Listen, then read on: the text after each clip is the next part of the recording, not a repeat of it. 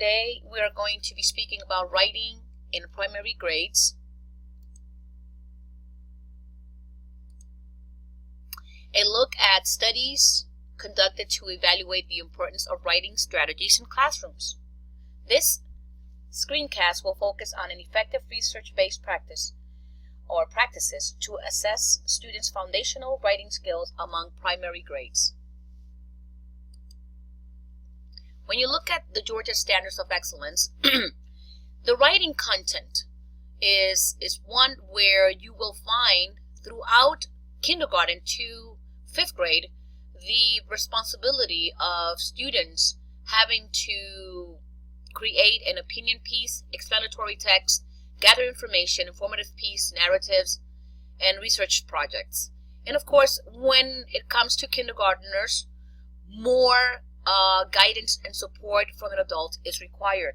Then again, that doesn't mean that you should not provide this support and guidance to older students too.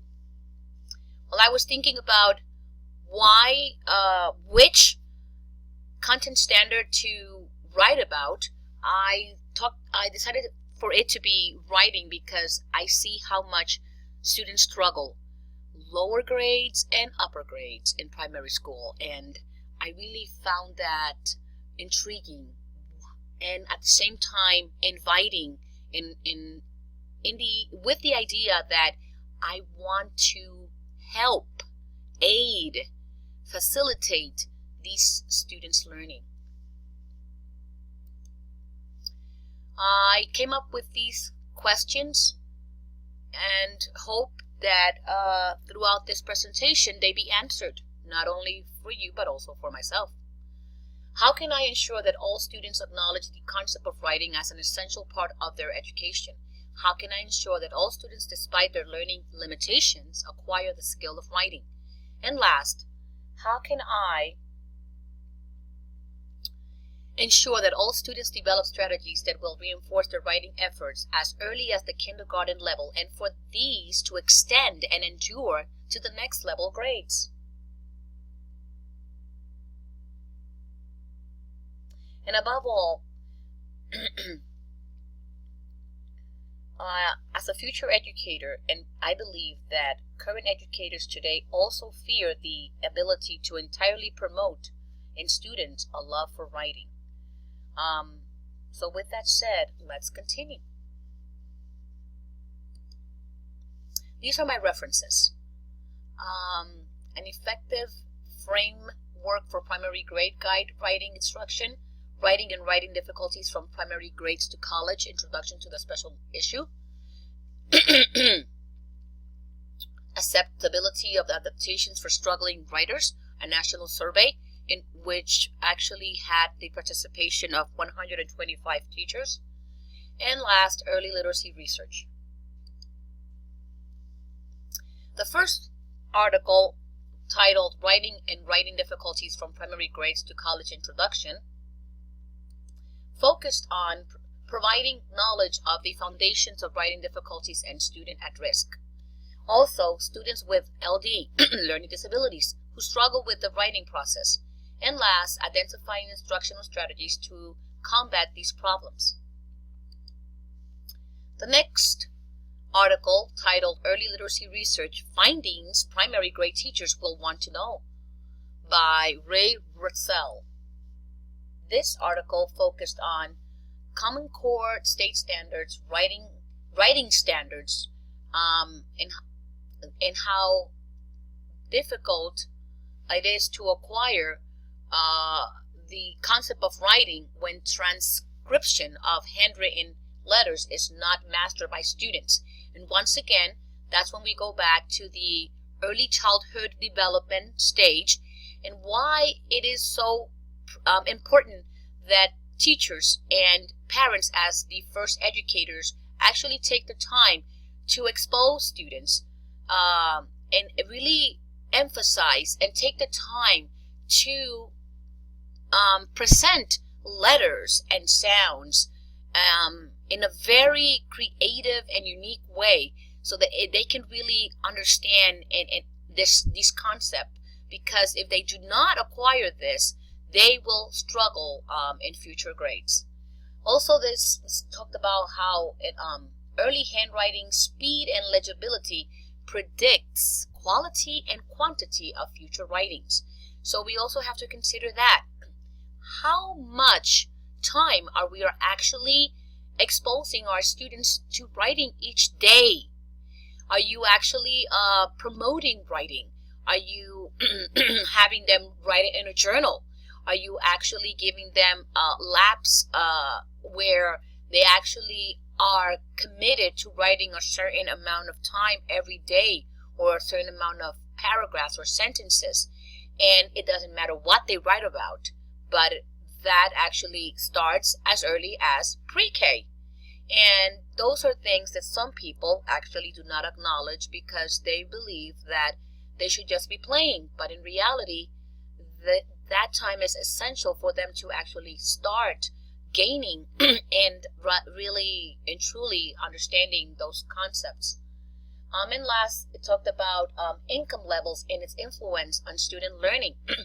And that really, really got to me, or actually captivated me a bit, because they talked about how students from higher income homes actually are more exposed to reading. And by the way, if you did not know this, reading and writing go hand in hand. And if parents are not sitting and speaking, and even if it's just reading a newspaper heading to a child, or a prayer at night, reading it, these children from lower income households actually are the one who are the ones at lost.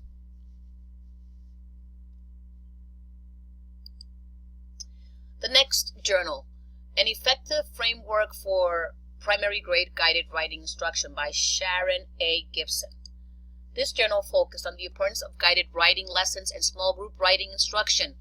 It also focused on Vygotsky's social cultural perspective, Clay's theories of literacy learning. Reading and writing are reciprocals. Reading and writing are complex problem-solving processes. Strategic behavior for learning how to write. They focused a lot on how teachers and parents, of course, but mostly teachers, what can we do to actually motivate this? How to motivate writing? How to get children to actually build their love for writing? And last, writing is a process and requires instruction in how to think critically. We need to provide these skills. We need to provide these abilities.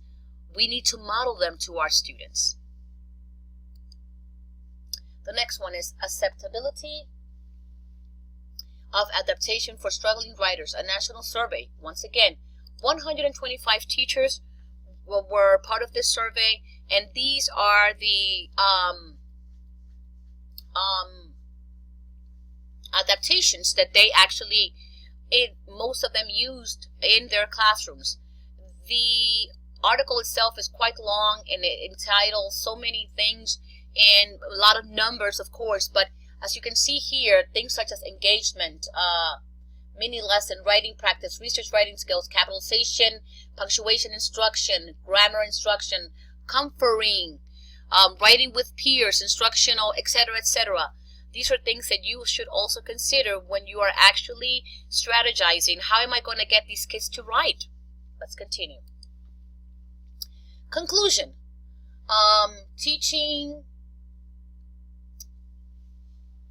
to each child's ability is key in helping scholars achieve their maximum, meaning differentiate. Think about that. I mean, I know it's hard, but you got to do this. Students will develop writing skills that will be displayed over time. This is something that it's going to be a gradual effect. Engage your students in exciting, motivating topics. Don't just tell them, but you actually have to observe your students, study them. What do they like? Provide immediate teacher guidance. Be there for your students. not only guide them, but actually you're actually molding these students' lives. Each child will establish the writing ability independently for everyone else. So consider that every child is individual, as an individual, learns differently, and for this matter, will also learn to write differently. So also consider that and acknowledge it. And last, I would like to end with the words of John Dewey. Education is not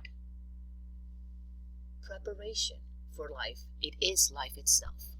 I hope you enjoyed this presentation and look into these articles, and perhaps you'll take the time to read them yourself. Thank you again. Goodbye.